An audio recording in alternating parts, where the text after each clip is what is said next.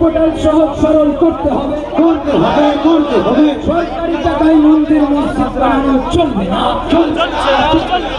সরকারি টাকায় মন্দির মসজিদ বানানো চলবে না।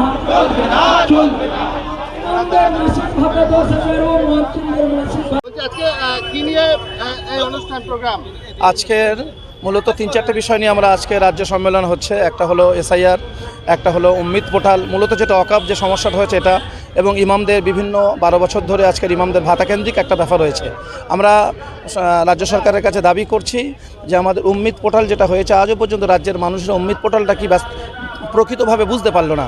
তাদের জন্য ক্যাম্প করতে হবে বিভিন্ন জায়গায় মানুষকে সচেতন করতে হবে যে উম্মিদ পোর্টালটা কি আজকের বৃহত্তম একটা সম্পত্তি যেটা উম্মিদ পোর্টালের আওতায় চলে গিয়েছে।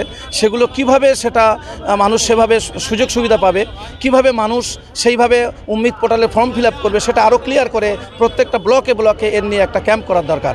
এবং ইমামদের আজকের 12 বছর ধরে ইমাম ভাতার বিষয় নিয়ে বহুবার কথা হয়েছে যে ইমাম ভাতা বৃদ্ধি হবে, ইমামদের বিভিন্ন দাবি দাবা, ইমামদের ছেলেদেরকে এডুকেশন দেওয়া হবে, যারা দরিদ্র সীমার নিচে ইমাম আছে তাদেরকে ঘরের ব্যবস্থা করতে হবে।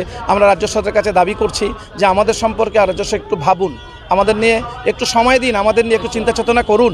আমরা ইমামরা, আমরা একটা বড় শ্রেণী, আমরা মুসলিম সমাজের একটা লিডার, আমাদেরকে একটু গুরুত্ব দেওয়া হোক।